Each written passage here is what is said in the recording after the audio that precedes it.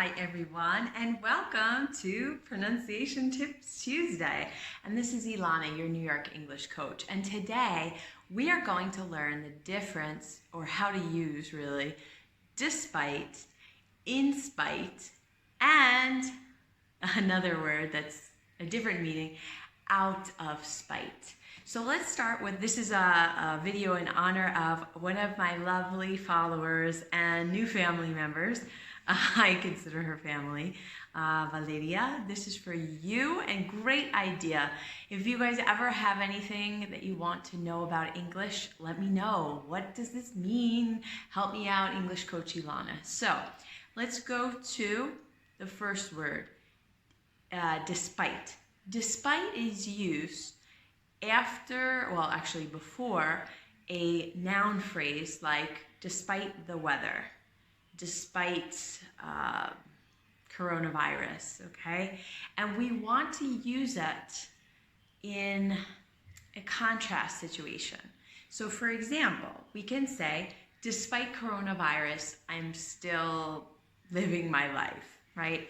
Despite the weather, I am having a good time indoors. If we want to put a full sentence after despite, we can.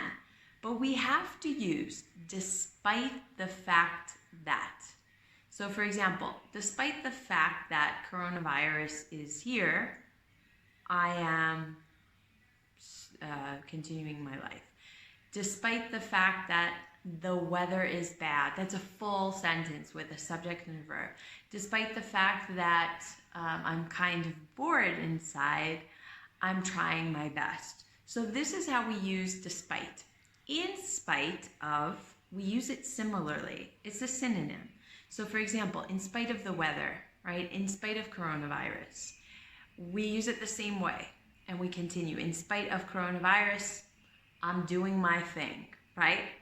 And who gets me? Raise your hand, put a comment in the notes. I get what you mean. Write me a sentence in the comments. And with in spite of, we cannot put in spite of the fact that, unless we have a full sentence after that. So in spite of, with a thing, in spite of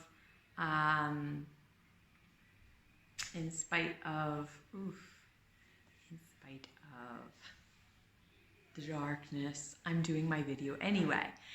But we also can say in spite of the fact that it's dark.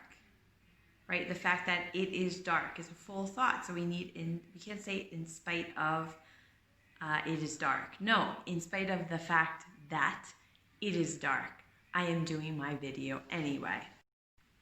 So let's talk about our last phrase that Valeria asked about, and it's out of spite.